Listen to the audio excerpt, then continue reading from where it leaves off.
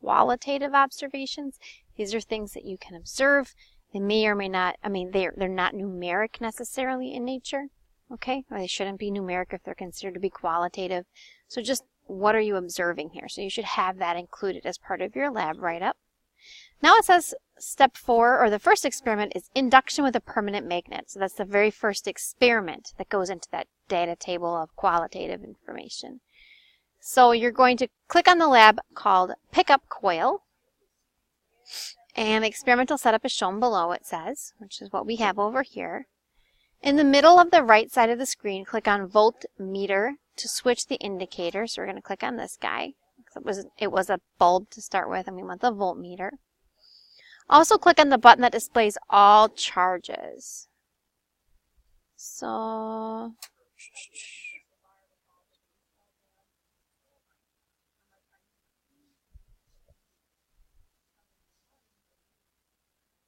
not sure if I see that. Also click on the button that displays all charges. I think that might be the one that says show electrons. That's what you want. But it doesn't say display all charges, so it's a bit weird. Click and drag the coil over the north pole of the magnet. My head gets in the way very easily there, so I'll kind of put her out in the bottom. Observe the voltmeter and the green dots that represent electrons in the coil. Well, they're blue, right?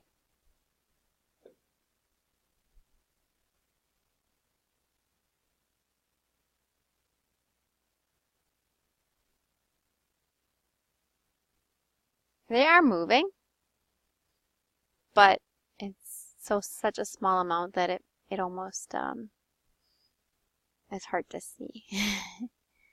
But they're definitely moving. Okay.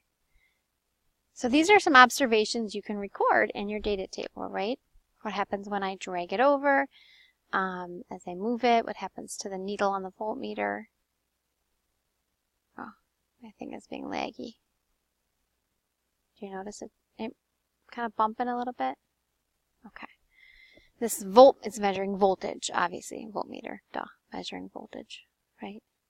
We've done this in class with an ammeter before, so.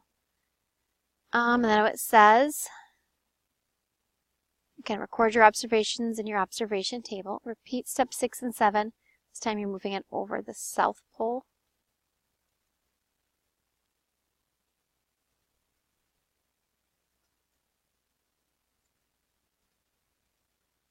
Okay. It's important to note that if I move it back, that it's different than when I move it forward, right? I move it this way and this way. You get some differences. What's going on there? Describe that. Now our second experiment, again, that goes in that data table that you set up. So the first one was titled Induction with a Permanent Magnet. Now we have Induction with an Electromagnet, and it says click on the tab called Transformer. The experiment setup is shown below. In the middle of the right side of the screen, click on the voltmeter again. Also click on the button that says Display All Charges, which does not say that. You can even see in this image here it says Show Electrons, so whatever, maybe it changed. Move the smaller coil inside the larger coil.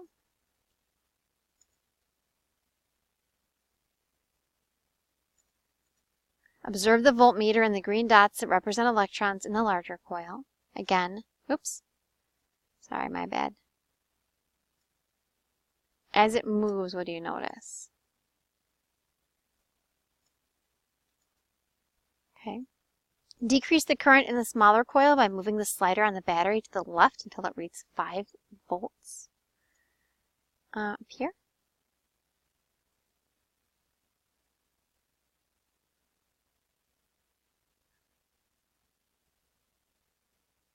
Okay. Repeat step 12 again. You're moving it right. Reverse the current in the smaller coil by moving the slider battery all the way to the left. This way. Repeat step 12. Replace the DC battery with an AC power supply by clicking on the AC button. It's reversing, right? Back and forth, back and forth. That's what AC current is all about. Repeat step 12, making observations for everyone, remember? Increase the magnitude of the power supply by moving the slider on the left of the power supply up. Right, and again, we're doing the same thing, right? So that's all of your qualitative data. Moving on to slide 4. Now you're doing some questions. Okay, I'm going to get rid of this for now. We're going to make this one bigger. Okay. Based on your observations from the first part of the lab, did the speed of the motion have any effect on the galvanometer? You're like, what? Galvanometer? Remembering that you're measuring, that's a device set up to measure the voltage, basically, as you move. You're moving the magnet in and out of the coil of wire. It's actually a really simplistic galvanometer. In the first part of the lab, did it make any difference whether the coil or the magnet moved? Maybe if you don't remember that, you can go back and check it out and try moving both and seeing what happens. And again, as always, guys, I really do appreciate it if you type the question first and then you put your answer underneath, and then it's even better if you highlight like your answer or you put it in a different color font or something, because it's so much easier for me to read. Okay, and then you've got your drawing conclusions here. Based on your observations, what conditions are required to induce current in a circuit? What needs to happen? Based on your observations, what factors influence the direction and magnitude of the induced current? Check out those moving blue dots, which they say are green, but they're actually blue. And remember that don't worry about this so much here, although you should worry about it. What I want you to worry about is looking at my website and checking out my requirements for your lab report, right, which is right here. I do want you at the very end of your conclusion to go back and revisit your hypothesis, even if it doesn't specifically ask you to do so. It's very important. And I keep losing myself here. Where is the... I don't know where it is anymore. Let's see. Let's just do this. Here we go. I lost it. I'm sure it's open somewhere, but I can't find it.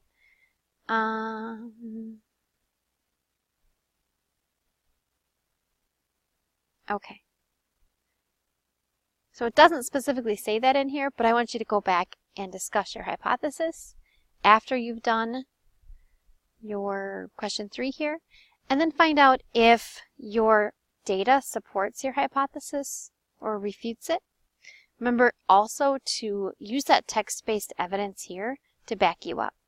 So that also should be included as part of your conclusion. All right, so hopefully that all made sense. Last portfolio for this semester. Hopefully you guys should be pros at this by now.